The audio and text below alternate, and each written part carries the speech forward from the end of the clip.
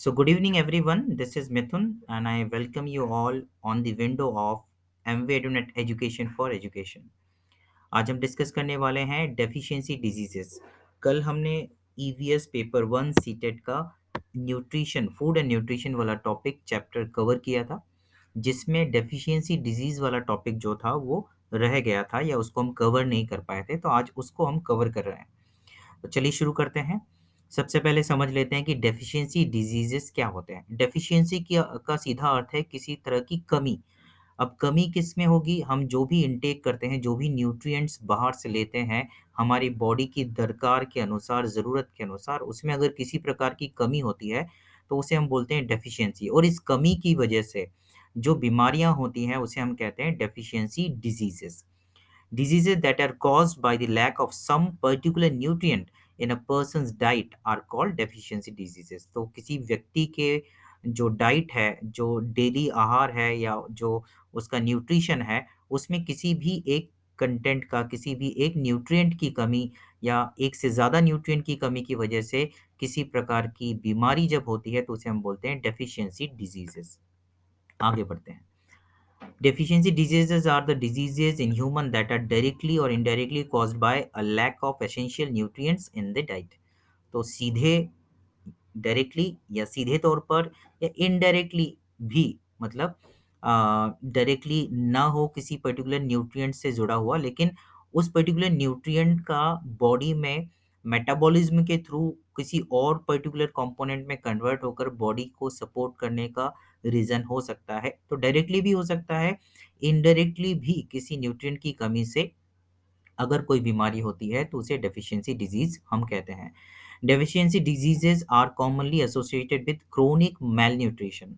Chronic मतलब जो लंबे समय तक चलता है। दो तरह की बीमारियां होती है, एक होता है क्रोनिक और एक होता है एक होता है एक्यूट। एक्यूट डिजीज है, जैसे हमें सर्दी होती है, अचानक से हो जाती है और कुछ दिनों में ठीक भी हो जाती है। तो ये ऐसी बीमारी है जिसे इन्फ्लुएंजा या सर्दी हम सामान्यतः कहते हैं, या वायरल फीवर भी, या वायरल कोई बीमारी है तो वो भी अचानक से होती है और थोड़े समय में, एक वीक में के अंदर अंदर हम ठीक हो जाते हैं। तो ऐसी बीमारी को हम एक्यूट डिजीज कहते हैं। और क्रोनिक डिजीज जो लंबे समय तक चलती है, जैसे ट्यूबरकुलोसिस या टीबी, डायबिटीज हो गया, इस तरह की बीमारियां जो लंबे समय तक चलती है उन्हें हम क्रोनिक डिजीज कहते हैं। तो क्रोनिक वर्ड का मीनिंग हमें पता होना चाहिए। और मेल न्यूट्रिशन मतलब लंबे समय तक, अगर हम मान लीजिए एक दिन मैंने प्रोटीन का डाइट नहीं लिया तो मैं बीमार नहीं पड़ूंगा। लंबे समय तक अगर प्रोटीन डाइट में या किसी पर्टिकुलर विटामिन की कमी रहेगी मेरे डाइट में, तो फिर उसका असर मेरे शरीर पर दिखेगा या फिर उससे संबंधित कोई बीमारी हो सकती है। तो ये 1 दिन के या 2 दिन के कारण नहीं होगा, एक लंबे समय तक डेफिशिएंसी होगी, क्रोनिक मेल न्यूट्रिशन होगा। मेल न्यूट्रिशन मतलब न्यूट्रिशन में कमी।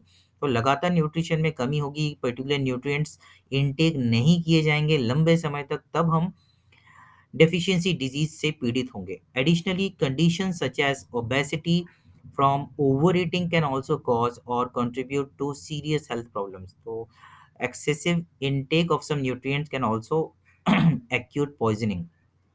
यहाँ एक्यूट वर्ड यूज़ हुआ है। एक्यूट मतलब जो हमें, जिसका लक्षण या जिसके ऐसी बीमारी जिसके लक्षण भी हमें at the time of infection पता चल जाता है, at the time of cause पता चल जाता है। जैसे ही वो होता है वैसे ही उसके लक्षण हमें देखने को मिलते हैं और थोड़े ही दिनों में वो रिकवर भी हो जाता है, उसे एक्यूट कहते हैं, एक्यूट डिजीजेस कहते हैं। और जो क्रोनिक डिजीजेस होते हैं, इनके सिम्टम दिखने में भी इन्फेक्शन के लंबे समय बाद सिम्टम दिखाई देते हैं और फिर उसको ठीक होने में भी लंबा समय लगता है या जीवन पर्यंत, जैसे डायबिटीज का केस है उसमें जीवन पर्यंत वो चलता रहता है। अब यहाँ ये बात की जा रही है कि ऐसी कंडीशन भी हो सकती है, जैसे हमने देखा क्रोनिक मेल न्यूट्रिशन, लंबे समय तक किसी प्रकार की न्यूट्रिएंट की कमी है, वो तो हो गया क्रोनिक मेल न्यूट्रिशन, उसकी वजह से डेफिशिएंसी डिजीज होगा। एडिशनली अगर इसके साथ हम जोड़कर देखें तो वो कंडीशन भी जहाँ एक्सेसिव किसी पर्टिकुलर न्यूट्रिएंट का इनटेक किया जाए, लगातार लिया जाए, जैसे शुगर के केस में हम देखते हैं, जैसे ओवर ईटिंग के केस में हम देखते हैं, तो ओबेसिटी, मोटापा भी एक बीमारी है। और मोटापा या ओबेसिटी के पैरेलल भी कई बीमारियां शरीर में हो जाती है, क्योंकि वो ओबेसिटी जो है बॉडी के दूसरी फंक्शनिंग फंक्शनिंग को भी प्रभावित करता है, जिससे दूसरी बीमारियां भी आसानी से शरीर में एंटर करती है। तो excessive intake of some nutrients can cause acute poisoning. मान लीजिए बहुत ज़्यादा अमाउंट में हम एक्सेसिव अमाउंट में कोई भी इनटेक करेंगे सडन, तो वो पॉइजन का भी काम कर सकता है। जैसे हम देखते हैं बहुत ज़्यादा अगर सॉल्ट इनटेक हो गया, बहुत ज़्यादा एसिड इनटेक हो गया, एडिबल एसिड होगा, ऐसा कोई भी फूड आइटम जो बहुत ज़्यादा अमाउंट में इनटेक किया जाए तो वो पॉइजन का भी काम कर सकता है। तो ये डेफिशिएंसी डिजीज़ कमी वाली बात के साथ-साथ एडिशनली डिजीज़ में ऐसे केसेस को भी हम कंसीडर करते हैं जहाँ ओवर ईटिंग होती है, मतलब बैलेंस डाइट नहीं हो दोनों ही एंड पे। अगर जितनी ज़रूरत है 2 चीज़ है ना? एक तो है क्वालिटी और एक है क्वांटिटी। क्वालिटी में हम वैरायटी को भी ऐड कर रहे हैं। बैलेंस डाइट में सारे वैरायटी के न्यूट्रिएंट्स होंगे और क्वांटिटी उनकी एडुकेट होगी, जिस भी उम्र के हैं, जिस भी तरह के हैं, जिस मीन्स अगर प्रेग्नेंट लेडी होंगी तो उनके लिए क्वांटिटी में डिफरेंस आएगा। अगर कोई मेहनतकश मज़दूर है तो उसके लिए बैलेंस डाइट अलग होगा, कोई स्पोर्ट्स पर्सन है तो उसका बैलेंस डाइट अलग अलग होगा, और कोई ऑफ़िस का बंदा है जिसको दिन भर बैठ के काम करना है तो उसका बैलेंस डाइट अलग होगा। तो बैलेंस डाइट के दोनों ही एंड पे अगर हम हाइपर और हाइपो दोनों कंडीशन में हो, मतलब क्वांटिटी कम हो तो मेल न्यूट्रिशन में आ जाएगा, उससे भी डिज़ीज़ होंगी, और क्वांटिटी ज़्यादा होगी तो भी उससे बीमारियाँ होंगी। तो यहाँ पर हम बेसिकली डेफिशिएंसी के बारे में बात कर रहे हैं, लेकिन बीमारी का कारण एक्सेसिव इनटेक भी हो सकता है। डिज़ीज़ का क्या मतलब है? Originally refers to what it says, dis ease. Dis का मतलब हो गया नेगेटिव मीनिंग देता है, ईज़ का मतलब होता है आराम। तो अगर आराम नहीं हो, कंफर्टेबल नहीं हो कोई व्यक्ति, तो हम मानते हैं कि वो बीमार है, या वो सामान्य परिस्थितियों में, नॉर्मल परिस्थितियों में मतलब नहीं हो, डिज़-ईज़ की कंडीशन में हो, ईज़ की कंडीशन में ना हो, it means someone is suffering with some disease, discomfort caused by dysfunction of some part of the body. ये एक तरह का कम्फर्ट है। जैसे हेडेक हो रहा है तो हेड के मसल्स का इश्यू है। पेट दुख रहा है तो स्टमक या किसी दूसरे ऑर्गन का इश्यू हो सकता है। तो किसी भी ऑर्गन का या किसी भी बॉडी के हिस्से का, किसी भी बॉडी के बायोकेमिकल जो कंटेंट है बॉडी का, उसका डिसफंक्शन होना, जिसकी वजह से डिस्कम्फर्ट जनरेट होता है, उसे डिजीज़ कहते हैं हम। तो ये तो पूरा इंट्रोडक्शन वाला पार्ट हो गया कि डेफिशिएंसी डिजीज़ेज़ क्या हैं या डिजीज़ेज़ क्या हैं। अब हम टाइप्स ऑफ डेफिशिएंसी डिजीज़ेज़ के बारे में बात करते हैं, क्या-क्या टाइप है। Different types of deficiency diseases are anaemia, scurvy, asthma, diabetes, obesity, rickets और क्वाशियोरकर। क्वाशियोरकर और मरासमस भी हम इसमें ले सकते हैं। तो यहाँ पर ओबेसिटी को ऐड किया है जो एक्सेसिव इंटेक में होता है, मतलब कुल मिला के डेफिशिएंसी किस चीज़ की है? Deficiency of it is the deficiency of balance diet. Balance diet की डेफिशिएंसी की वजह से ये बीमारी होगी। यस, चाहे वो एक्सेसिव में हो रहा है या फिर इनटेक में कमी हो रहा है उस केस में। Yes, in both the cases it would happen. चलिए, next slide is deficiency due to carbohydrates. Yes, अब हम एक-एक करके इनके बारे में समझेंगे। तो सबसे पहले हम एक थोड़ा-सा रिकैप कर लेते हैं कि कल हमने जो न्यूट्रिएंट्स पढ़े हैं, जो मेजर कंपोनेंट्स हैं फूड का, जो न्यूट्रिएंट इनटेक होने चाहिए, उसमें कार्बोहाइड्रेट था, फैट था, प्रोटीन था, विटामिन था, मिनरल था, रफेज था, वाटर वाटर था। ये 6 मेजर कंपोनेंट्स के बारे में हमने पढ़ा था। उसमें से डेफिशिएंसी डिजीज़ेज़ किन-किन कंपोनेंट्स के द्वारा होती है, किन-किन कंपोनेंट्स की कमी से कौन-कौन सी डिजीज़ेज़ होती है डेफिशिएंसी, वो हम बात कर रहे हैं। तो सबसे पहले हम कार्बोहाइड्रेट के बारे में बात कर रहे हैं। Deficiency due to carbohydrate sorry deficiency diseases due to carbohydrate. Carbohydrate हमने देखा था कार्बन, हाइड्रोजन और ऑक्सीजन से बना हुआ कंपाउंड है। इसमें स्टार्च के बारे में हमने बात किया, शुगर के हमने बारे में हमने बात किया। यस, और फिर सेल्यूलोज के बारे में भी बात किया था। तो carbohydrate are chief source energy, हमने देखा था primary source, chief source of energy. कल हमने चीप पढ़ा था, वो चीप भी सही है कि एनर्जी सोर्स में सबसे आसानी से उपलब्ध हो जाते हैं, या सस्ते भी बोल सकते हैं हम, और चीफ सोर्स भी है क्योंकि ये मेजर एनर्जी जो हमारी बॉडी को मिलती है वो कार्बोहाइड्रेट से ही मिलती है। The energy produced by carbohydrate are used by our body to perform various task. तो जो एनर्जी हमें मिलती है वो रेगुलर हमारे डे टू डे एक्टिविटीज़ में और बॉडी के इंटरनल फंक्शनिंग में भी जो एनर्जी की ज़रूरत होती है वो कार्बोहाइड्रेट इंटेक से पूरी होती है। Deficiency of sufficient carbohydrate leads to, अगर हम कार्बोहाइड्रेट की कमी होगी बॉडी में तो क्या सिम्टम्स हमें दिखाई देंगे? तो body weakness, no doubt weakness इसलिए होगी क्योंकि जिस दिन हम अगर हमने लगातार अभी नवरात्रि में उपवास किया होगा, तो we could feel that weakness कि हमारे बॉडी में एनर्जी का लेवल जो होता है वो कम होता है, हम इतने एक्टिवली वर्क नहीं कर पाते हैं। तो अगर ये कंटिन्यूअस बेसिस पे ऐसा होगा, लगातार ऐसी कंडीशन होगी जहाँ कार्बोहाइड्रेट का इंटेक एप्रोप्रिएट अमाउंट में नहीं हो रहा है, एप्रोप्रिएट क्वांटिटी में नहीं हो रहा है, तो फिर इसको हम बोलेंगे क्रोनिक मेलन्यूट्रिशन ऑफ कार्बोहाइड्रेट, और इसकी वजह से बॉडी की वीकनेस और लॉस ऑफ स्टेमिना एक ही बात हो गई कि किसी प्रकार का जो स्ट्रेंथ है बॉडी का वो दिखने को नहीं मिलेगा। और इसी में बॉडी फंक्शनिंग पूरी डिस्टर्ब होगी। यस, कार्बोहाइड्रेट अगर कम है तो एक्सटर्नली हम वीक और लैक ऑफ स्टेमिना हमें दिखाई देगा, लेकिन इंटरनली भी बॉडी फंक्शनिंग प्रभावित होगी, चाहे वो वर्किंग ऑफ ब्रेन हो because it also needs oxygen and energy supply continuously, so it will affect the entire body functioning. Okay, deficiency diseases due to protein, lack of protein.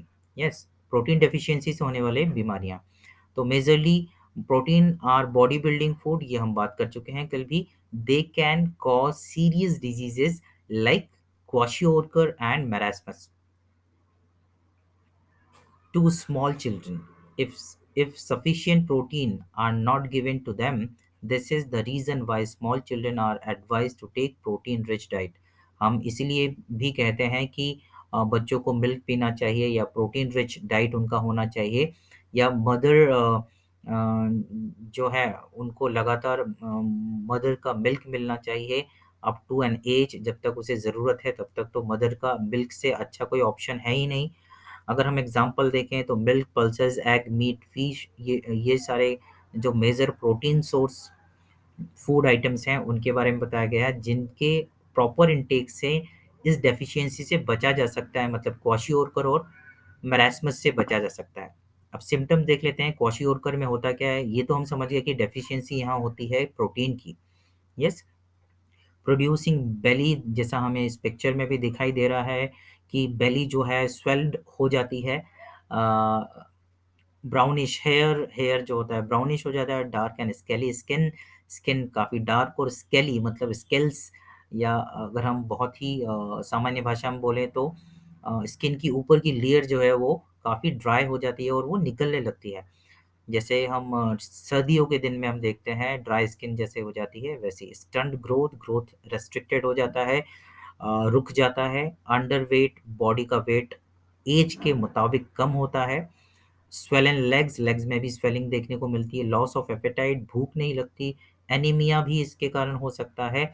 Anaemia means lack of blood in the body, वो cause actually major cause जो होता है anaemia का वो lack of iron है, that is a mineral deficiency disease.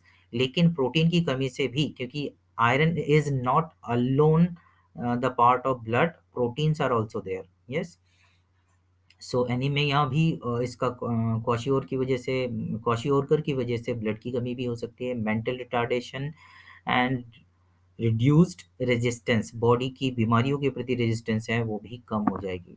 Symptoms of marasmus, poor muscle development, muscle development बहुत कम होता है। बोन शोइंग, बॉडी में आप इस पिक्चर में भी देख सकते हैं कि बॉडी के बोन्स को हम काउंट कर सकते हैं, इतना बॉडी जो है, स्किन जो है बोन तक पहुंच गया है, क्योंकि मसल्स बीच में नहीं है। नो फैट, फैट लेयर भी नहीं है, इसीलिए बॉडी बहुत ही ज़्यादा थिन दिख रही है। वीक लेग्स, एनीमिया भी इसके कारण होगा क्योंकि प्रोटीन की कमी है। लॉस ऑफ एपेटाइट, भूख नहीं लगेगी। ग्रॉसली अंडरवेट, मतलब जो बॉडी है, मतलब लगभग दोनों में हम देख रहे हैं कि सिम्टम्स एक जैसे हैं, लेकिन यहाँ स्वेलिंग जो हो रही है बेली की वो एक अलग पार्ट है, और बॉडी उस तरह से बोन शो ऑफ नहीं, शो नहीं कर रहा जितना इस मरासमस की कंडीशन में हमें दिखाई दे रहा है। Mental retardation, reduce of resistance to disease, ये कुछ कॉमन बातें हैं।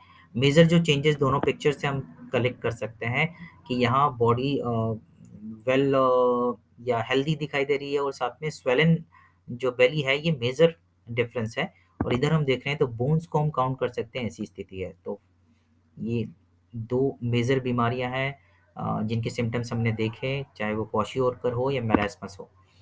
अब हम आते हैं, हमने बात कर लिया है कार्बोहाइड्रेट डेफिशिएंसी डिजीज़ को के बारे में डिस्कस किया है, और उसके बाद हमने बात किया है प्रोटीन डेफिशिएंसी डिजीज़ के बारे में। अब हम बात कर रहे हैं विटामिन डेफिशिएंसी डिजीज़ के बारे में। विटामिन्स के बारे में कल भी हमने पढ़ा है, ये हमें बेसिकली फ्रूट्स और वेजिटेबल्स से मिलता है, और इनमें भी फ्रूट, वेजिटेबल्स और नॉन-वेज भी इसमें आता है, सॉरी।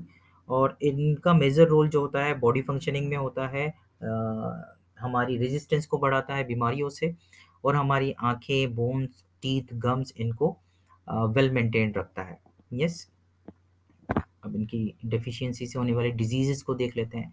सबसे पहले विटामिन ए की कमी से, डेफिशिएंसी से नाइट ब्लाइंडनेस, यस, अ, कॉज़ होता है, जिसमें दिन के उजाले में तो चीज़ें काफ़ी क्लियर दिखती है, लेकिन रात में थोड़े भी अंधेरे में या दिन में भी जहाँ अंधेरा होगा हल्का-सा भी, वहाँ देखने में तकलीफ़ होगी।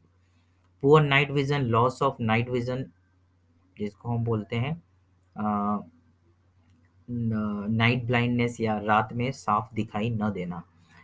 यस, विटामिन डी की कमी से, विटामिन बी की कमी से, बी से हम याद रख सकते हैं बेरी-बेरी, बी फॉर बेरी-बेरी, इस तरह से याद रख सकते हैं। नर्वसनेस, पैरालिसिस, वीक मसल्स, काफ़ी वीकनेस हो जाएगी, नर्वसनेस ज़्यादा रहेगी, और पैरालिसिस होने के चांसेस भी रहते हैं। विटामिन सी, जो कि सारे सिट्रिक फ्रूट्स के बारे में हमने बात की थी, आंवला मेजर इसका एग्जांपल है। स्कर्वी, स्कर्वी में ब्लीडिंग ऑफ गम्स हम दांतों में देख सकते हैं, कुछ बच्चों के, या जो विटामिन सी की कमी से हम देखने को मसूड़ों में तकलीफ होती है, पस जमा हो जाता है, ब्लीडिंग होती है, swelling of joints, body joints की, जहाँ बोन्स के जॉइंट्स हैं वहाँ पर स्वेलिंग देखने को मिलती है। ये स्कर्वी जो है विटामिन सी की कमी से होता है, और इसकी वजह से ये कुछ सिम्टम्स हमें दिखाई देते हैं। विटामिन के, विटामिन के में हम देखते हैं,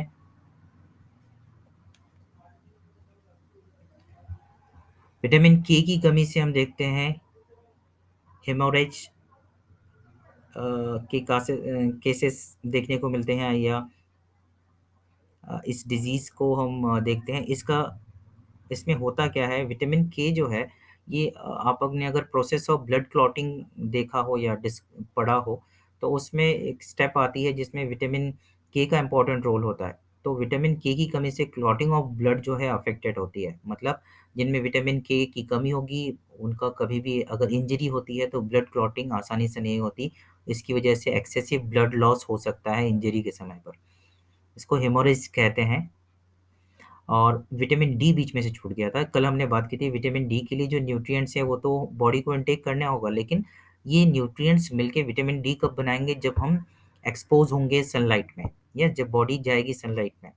तो इसकी कमी से होता है रिकेट्स। बचपन में बोला जाता है कि बच्चों को धूप में ले जाओ, धूप दिखाओ। यस, उसका पर्पस ही यही होता है कि विटामिन डी अगर प्रॉपर्ली नहीं मिलेगा तो बोन्स जो हैं वो स्ट्रॉन्ग नहीं होंगे, और बीमारी होगी रिकेट्स की। कमी, किसकी कमी से? विटामिन डी की कमी से रिकेट्स बीमारी होती है, जिसमें वीक बोन्स होते हैं, डिकेइंग टीथ, दाँत और बोन या हड्डियों से संबंधित बीमारियाँ होती है, जिसे हम कहते हैं रिकेट्स। तो एक बार फिर से बात कर लेते हैं, vitamin A night blindness, vitamin B beriberi, vitamin C scurvy. Scurvy में ये सी जो आ रहा है ये आपको याद दिला सकता है, मदद कर सकता है। विटामिन सी से कौन-सी बीमारी होती है अगर आप याद रखना चाहें तो। Yes, vitamin D rickets, yes, rickets को आप याद रख सकते हैं। विकेट्स, विकेट्स मतलब stumps, strengthful something solid related to bones, we can recall it. Yes. And last one is vitamin K haemorrhage, जिसमें एक्सेसिव ब्लड लॉस होता है क्योंकि ब्लड क्लॉटिंग की प्रोसेस नहीं हो पाती।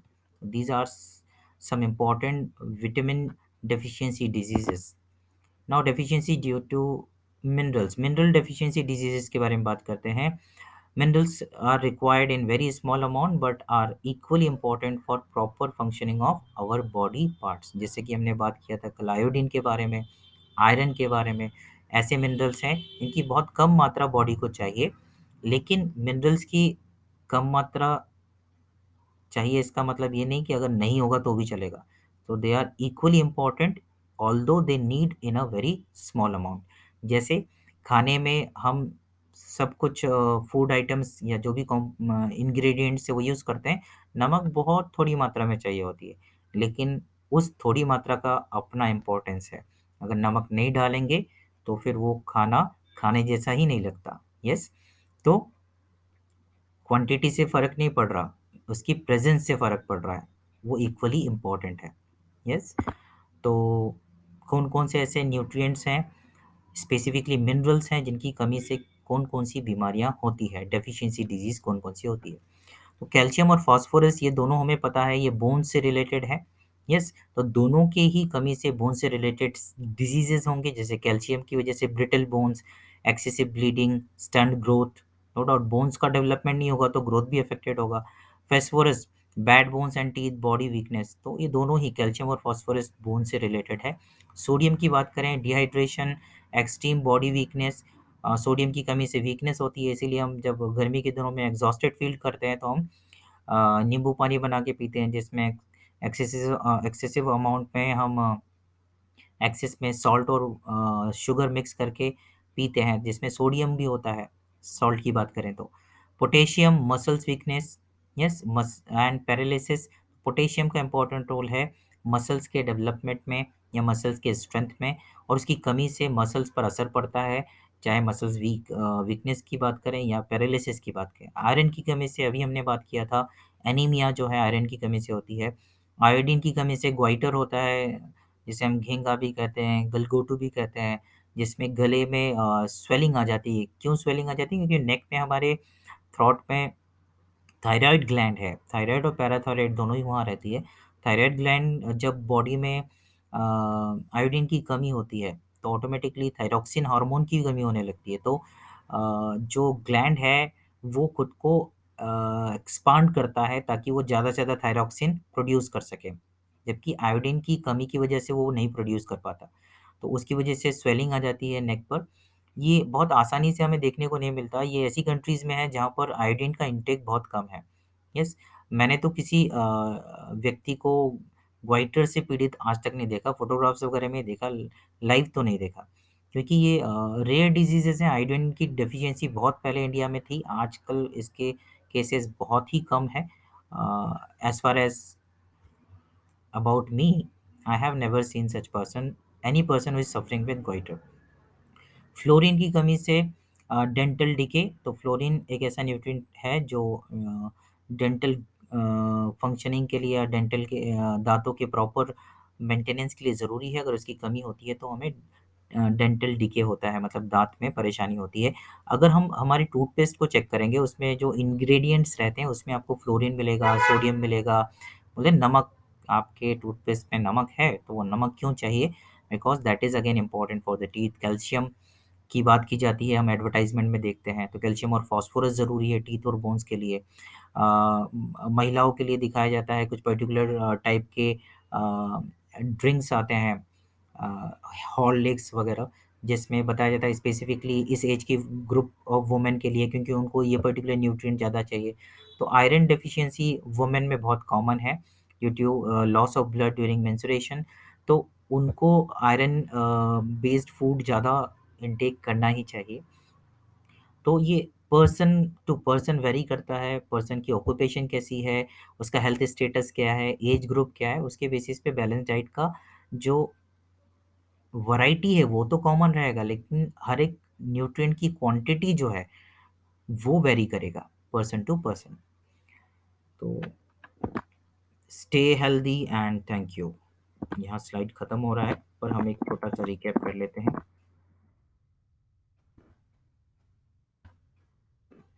सबसे पहले हमने ये समझने का प्रयास किया आज कि डेफिशिएंसी डिजीज़ेज़ क्या है। तो किसी भी तरह के न्यूट्रिएंट की, एक या एक से अधिक न्यूट्रिएंट की कमी अगर हमारे खाने में लगातार बनी हुई है, तो हम जिस कमी की वजह से, न्यूट्रिएंट की कमी की वजह से जिस तरह जो भी बीमारियाँ होती हैं, उन्हें डेफिशिएंसी डिजीज़ेज़ कहते हैं। इसके बारे में हमने डिटेल में बात की कि जिसे हम क्रोनिक मैलन्यूट्रिशन कहें या लंबे समय तक किसी पर्टिकुलर न्यूट्रिएंट की कमी हमारे भोजन में रहे, बैलेंस डाइट ना हो, तो फिर इसका प्रभाव शरीर पर पड़ता है और वो जो प्रभाव पड़ता है वो हमें डिस्कम्फर्ट की स्थिति में लाता है, डिसफंक्शन होता है उस शरीर शरीर के किसी न किसी ऑर्गन में या एक से अधिक फंक्शंस में प्रॉब्लम होती है और जिसकी वजह से पर्टिकुलर डेफिशिएंसी डिजीज़ से हम पीड़ित होते हैं। डिजीज़ का मतलब होता है डिस्कम्फर्ट। फिर टाइप्स ऑफ डेफिशिएंसी डिजीज़ में हमने बात की कौन-कौन सी हो सकती है, एनीमिया हो सकती है, स्कर्वी हो सकती है, अस्थमा, डायबिटीज़, ओबेसिटी, रिकेट्स और kwashiorkor as well as marasmus. तो इसमें से हमने ये भी देखा कि एक्सेसिव भी होता है, बैलेंस डाइट से ऊपर भी इंटेक होता है, एक्सेसिव इंटेक होता है, तो भी वो तमाम तरह की बीमारियों को जन्म देता है। लेकिन इस पर्टिकुलर डिस्कशन में हम सिर्फ़ डेफिशिएंसी डिजीज़ेज़ को ही इंक्लूड कर रहे हैं, कमी के कारण होने वाले। तो सबसे पहले हमने देखा कार्बोहाइड्रेट की कमी से होने वाली बीमारी, इसमें बॉडी वीकनेस और लॉस ऑफ स्टेमिना देखा। फिर हमने बात की कि प्रोटीन की कमी से तो 2 मेजर बीमारियाँ हैं, क्वाशियोरकर और मरास्मस। यहाँ पर इन्होंने कार्बोहाइड्रेट की बात नहीं की, लेकिन क्वाशियोरकर और मरास्मस में आई थिंक मरास्मस में भी कार्बोहाइड्रेट का भी डेफिशिएंसी का कॉज़ होता है। सिम्पटम्स ऑफ क्वाशियोरकर हमने देखा, तो ये पिक्चर देख के एक बार रिकॉल कर सकते हैं हम। और सिम्पटम्स ऑफ मरास्मस की बात करें, तो वो भी इस पिक्चर से बहुत क्लियर है कि बोन्स हम देख पा रहे हैं। और बॉडी वेट भी कम होगा, फैट नहीं है बॉडी में, यस, और ग्रोथ जो है वो भी कम हो जाती है। Deficiency due to vitamin, vitamin की कमी से होने वाले जो बीमारियां हैं उसमें आई से रिलेटेड, बोन से रिलेटेड, टीथ और गम से रिलेटेड बीमारियां हैं।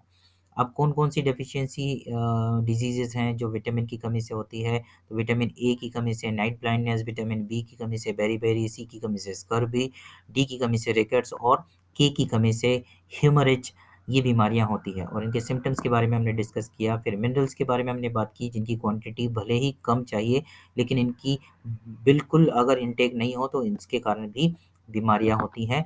जैसे कि कैल्शियम की कमी और फास्फोरस की कमी से बोन्स से संबंधित बीमारियाँ होती है, बॉडी ग्रोथ भी प्रभावित होता है। सोडियम्स की कमी से dehydration, extreme body weakness, potassium की कमी से मसल्स का डेवलपमेंट रुक जाता है, तो मसल से संबंधित बीमारियाँ होती हैं। आयरन की कमी से एनीमिया या रक्त की कमी की बीमारी होती है। आयोडीन की कमी से ग्वाइटर और फ्लोरीन की कमी से डेंटल डिके होता है।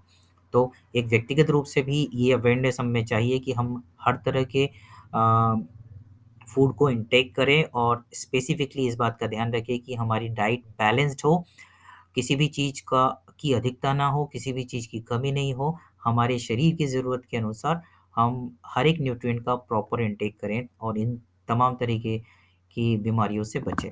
So thank you everyone, stay healthy and hopefully this video will help you all to face all the questions based on deficiency diseases. Thank you, take care, bye bye, Vande Mataram.